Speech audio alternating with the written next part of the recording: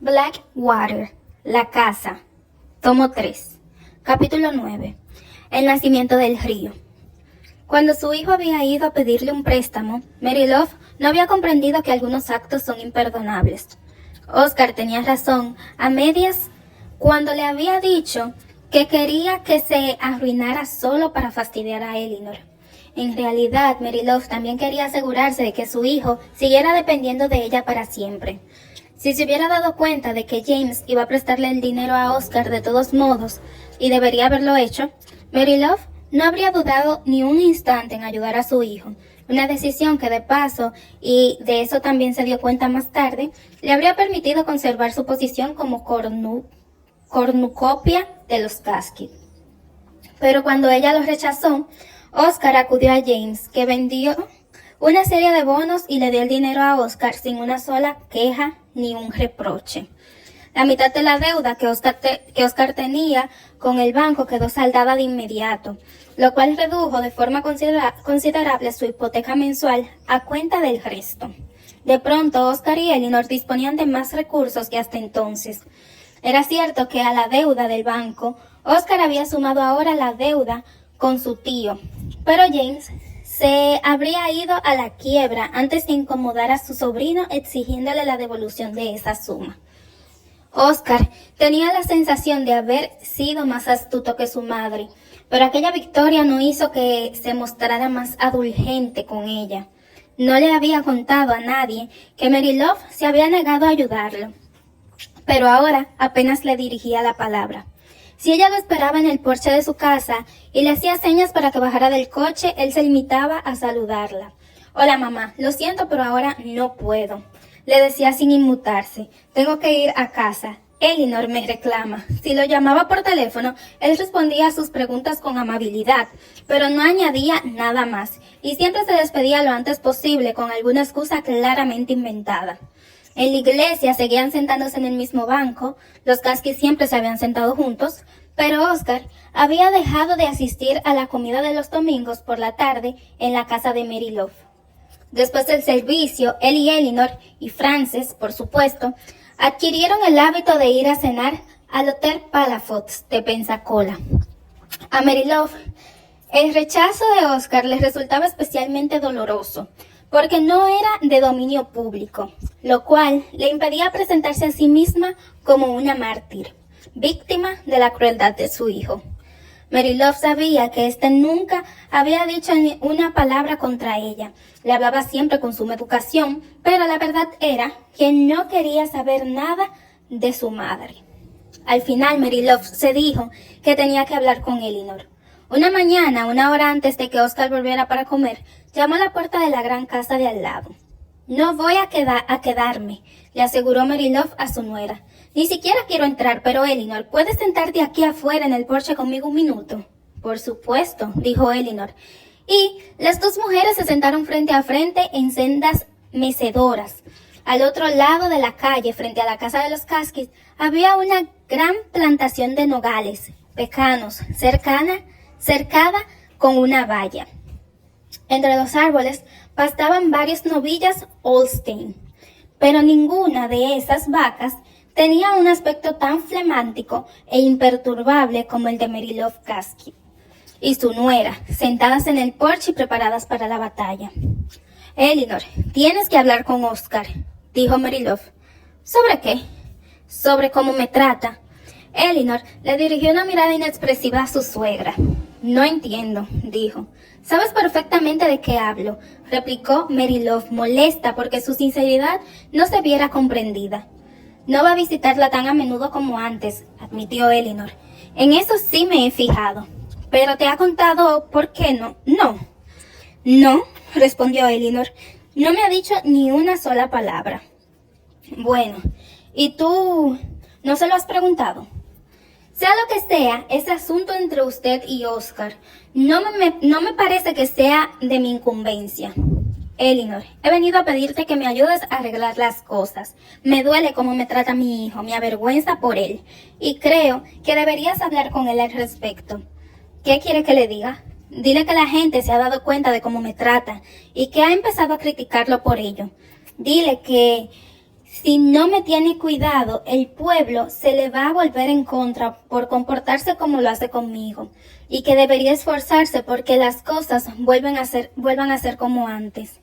¿Y por qué iba a hacer eso?, preguntó Elinor en tono inocente. Quiero decir, ¿qué razón debo darle? Porque, como ya he dicho, el pueblo está empezando a hablar. Entonces, está diciendo que quiere que Oscar arregle las cosas por su propio bien, no por el de usted. Es decir, que a usted no le importa lo que haga o deje de hacer. No es eso lo que he dicho, exclamó Mary Love. Sí me importa. Oscar me hace daño, me duele ver cómo me trata. Antes éramos tan felices, suspiró. Yo no sé si diría tanto felices, señora Mary Love, pero hablaré con Oscar. Le transmitiré sus palabras y le diré que su forma de tratarle está perjudicando su reputación en el pueblo. ¿Tú qué piensas de esto, Elinor? Creo que es un asunto entre usted y Oscar y que no es asunto mío. Hablaré con él solo para hacerle un favor. Mary Love Caskett detestaba que le hicieran favores y se desvanó los sesos buscando una fórmula que hiciera que Elinor viera las cosas de otra manera, de modo que ella quedara libre de cualquier posible obligación para con su nuera. Sí, pero ¿a ti no te gustaría que Oscar y yo volviéramos a estar de buenas? Las cosas serían mucho más fáciles también para ti. Señora Mary Love, lo que ocurre entre usted y su hijo me trae sin cuidado. Oscar es un hombre adulto y puede hacer lo que quiera. De hecho, sospecho que al final va a hacer exactamente eso, lo que quiera. Elinor, dijo Mary Love deteniendo el balancín y mirando fijamente a su nuera. ¿Estás segura de que no sabes de qué va todo esto? No tengo la menor idea. Elinor, puedes repetir lo mismo tantas veces como quieras, pero no sé si te creo. No tengo ninguna razón para mentirle, señora Mary Love. Hablaré con Oscar. Y con esta promesa tan insatisfactoria, Mary Love se marchó. Cuando Oscar llegó a casa para comer, Elinor le informó con diligencia de la visita y trasladó las súplicas y exhortaciones de su madre. Oscar la miró desde el otro lado de la mesa. Elinor, mamá me hizo algo que no sé si podré perdonarle nunca. Lo que sí sé es que aún no la he perdonado. Y no es que no quiera, porque sí quiero, pero de verdad que no puedo. Respóndele eso. Oscar, no voy a ser su correveidor. Preferiría que se lo dijeras tú mismo. De acuerdo, supongo que sí, que tendré que hacerlo. Elinor, ¿te ha dicho mi madre de qué iba todo esto? No, no lo ha hecho. ¿Y no sientes curiosidad? Si quieres contármelo, adelante. Pero si no me lo quieres contar, pues yo no voy a hacer preguntas. Bueno, dijo Oscar tras una pausa. Supongo que lo mejor será que te lo cuente. Oscar le relató a su esposa la negatividad de Mary Love a prestarle dinero y todo su enfrentamiento. Esta no hizo ningún comentario. ¿Qué te parece?, le preguntó finalmente su marido. Me parece increíble que aún hables con ella. Una cosa es que me odie, pero que esté dispuesta a perjudicarse a sí misma y a toda su familia es muy distinto. Su marido asintió con pesar. Tarde o temprano tendrá que recoger sus tempestades, dijo con tristeza. ¿Qué quieres decir? Mi madre lleva mucho tiempo sembrando vientos, explicó Oscar. Mary Love interceptó a su hijo media hora más tarde, cuando salía de casa para volver al trabajo. Estaba sentada en el porche de su casa y se le acercó a toda prisa antes de que tuviera tiempo de subirse al coche. Oscar, ¿has hablado con Elinor? Sí, madre. ¿Y bien? ¿Te ha contado que todo el pueblo habla de lo mal que me tratas? Oscar puso la mano sobre el capó del coche. Mamá, dijo en voz baja, no vas a cambiar nunca. ¿Qué quieres decir? Que si dijeras, Oscar, tu forma de actuar me duele, te daría un pasmo. En lugar de eso, lo que dices es, Oscar, a mí me da igual, pero te estás perjudicando a ti mismo. Siempre tienes que ser tú quien les va haciendo favores a los demás. Pues vale, mamá. Si a ti no te duele, entonces no pasa nada. Vuelve a tu casa y déjame en paz. Durante aquella época infeliz para Mary Love y Oscar, James Caskett y Danjo Strickland se llevaban maravillosamente bien. A sus 7 años, Danjo se sentía seguro de su nueva situación. Su padre estaba muerto y era poco probable que fuera a reclamarlo. Su madre parecía contenerse solo con ir a visitarlo, aunque lo hacía casi a diario. Hacía poco que James había comprado un coche y Danjo no se había visto involucrado en la transacción. Grace volvía de Vanderbilt durante los veranos y las vacaciones, y en 2 ocasiones James y Danjo habían ido a Nashville a visitarla. Grace quería al niño porque sabía que le hacía bien a su padre, y lo primero que le preguntaba siempre que lo veía era: ¿estás cuidando de mi papá? Danjo siempre sentía con las ganas y respondía con orgullo: dice que no sabría qué hacer sin mí.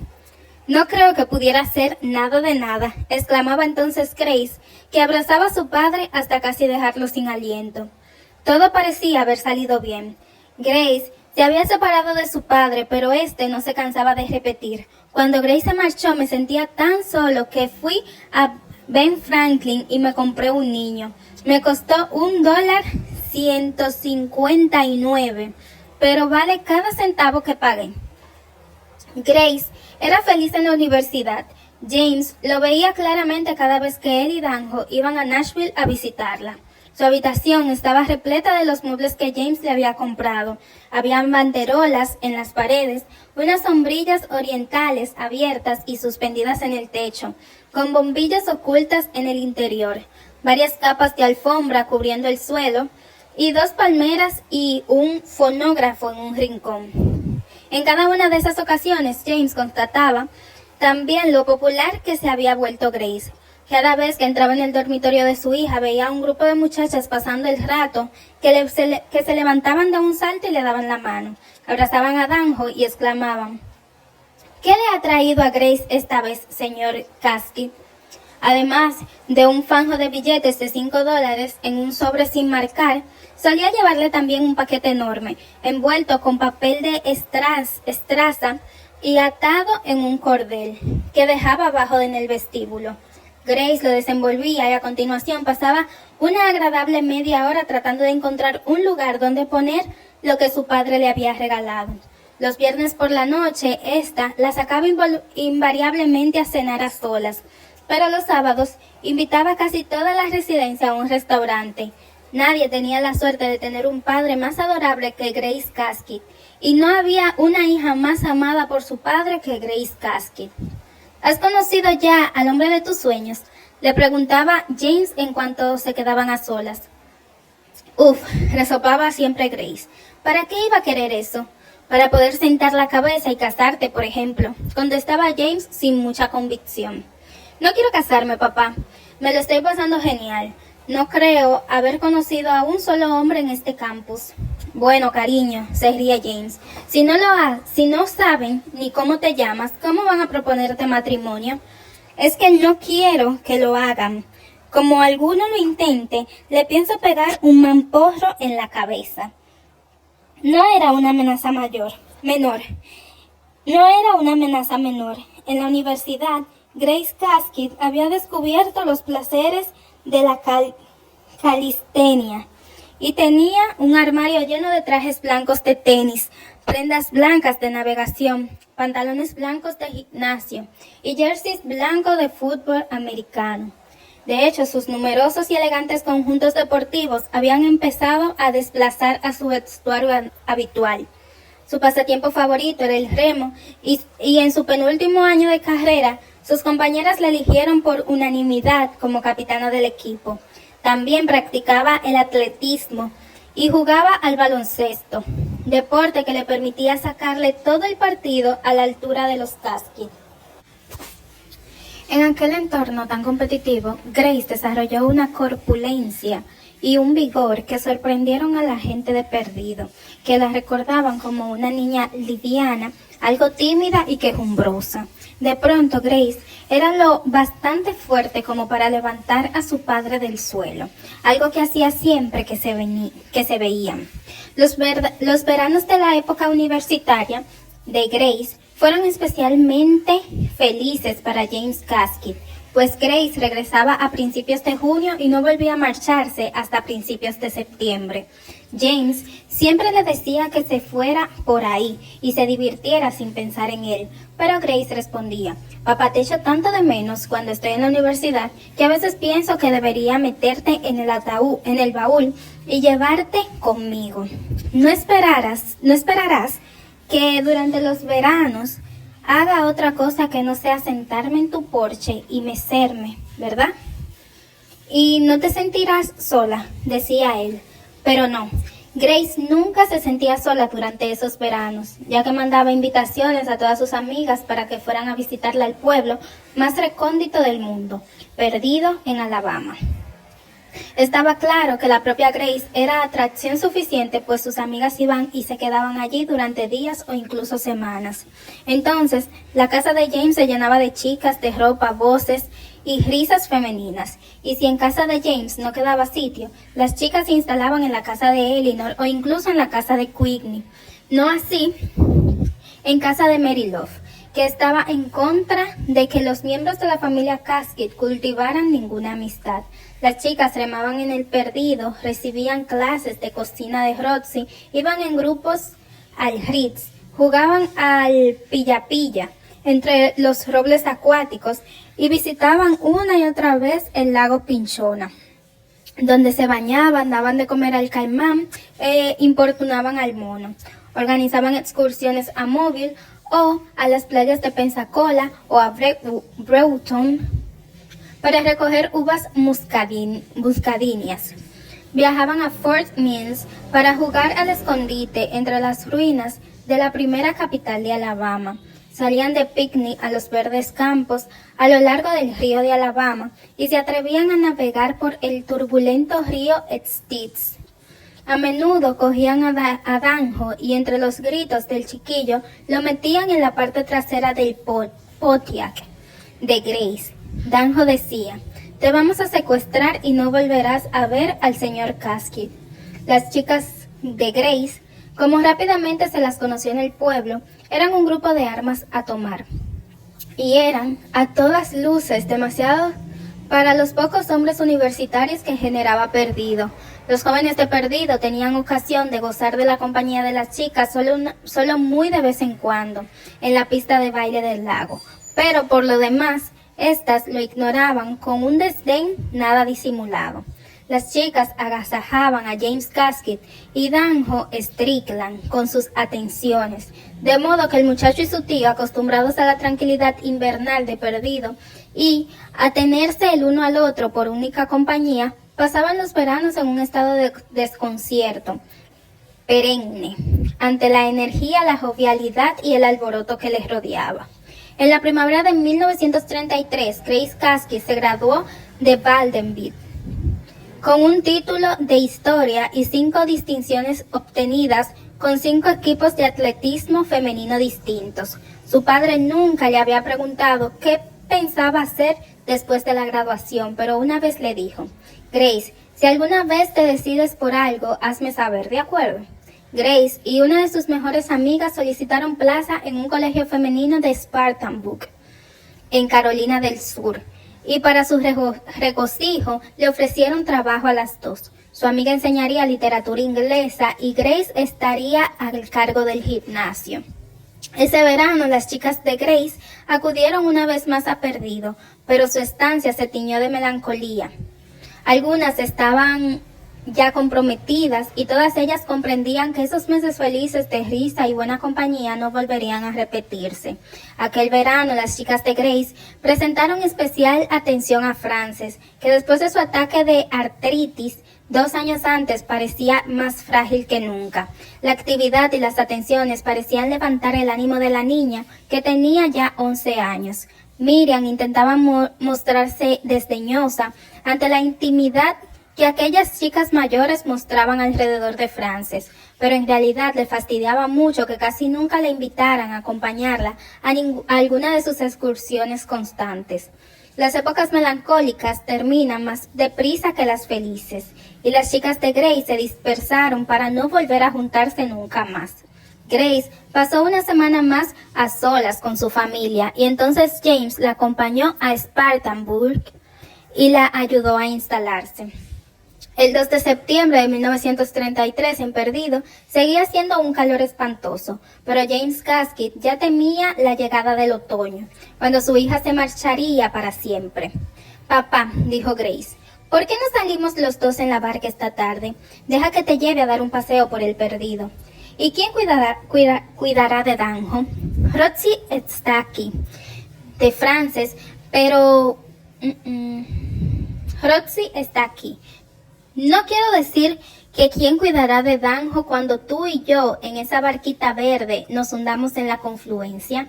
Grace soltó una carcajada. Papá, ¿no te das cuenta que soy lo bastante fuerte como para cruzar la confluencia, igual que Elinor? Además, ni siquiera pasaremos por ahí, iremos río arriba. Querida, ¿por qué no te llevas a Frances? Te va a echar mucho de menos y así podrás hablar con ella a solas un rato. A Grace le pareció una buena idea y sin dudarlo un instante se acercó a la casa de al lado y llamó a Elinor desde debajo del porche cubierto. Mamá no está, dijo Frances mirando hacia abajo, apoyada en la barandilla. ¿A dónde ha ido? A nadar, hacía mucho calor. ¿En el Perdido?, preguntó Grace. Ajá. Bueno, en realidad no he venido por tu madre, Frances. Quería preguntarte si te apetece ir a dar un paseo en la barca. ¿Crees que a tu madre le importaría si te llevo? ¿Qué va? Siempre me está insistiendo para que vaya al río. Pues baja, veremos si podemos acercarnos discretamente y sorprenderla en el agua.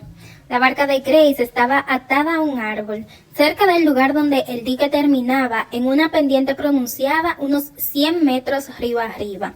Grace metió media barca en el agua y dejó que Frances se subiera sin mojarse los pies. Entonces terminó de empujarla y se subió ella misma. La corriente las arrastró inmediatamente río abajo. ¡Madre mía!, gritó Frances nerviosa. Grace remó con fuerza y al cabo de un momento ya estaba avanzando río arriba.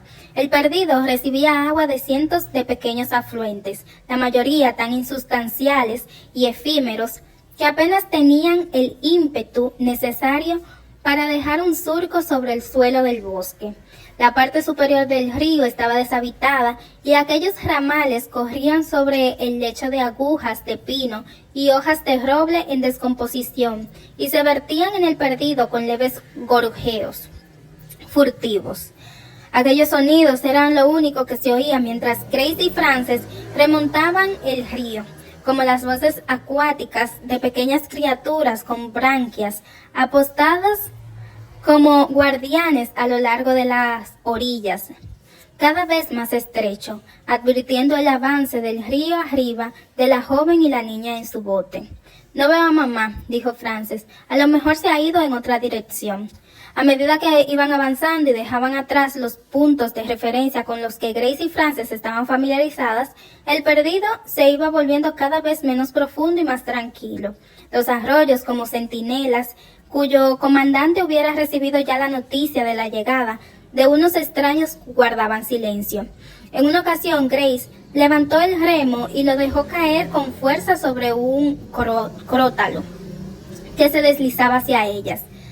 No lo hizo porque la serpiente representara ningún peligro, sino por la fidelidad a su filosofía general de que a las cosas venenosas, al igual que a los hombres que tuvieran la osadía de proponerle matrimonio, había que golpearle la cabeza.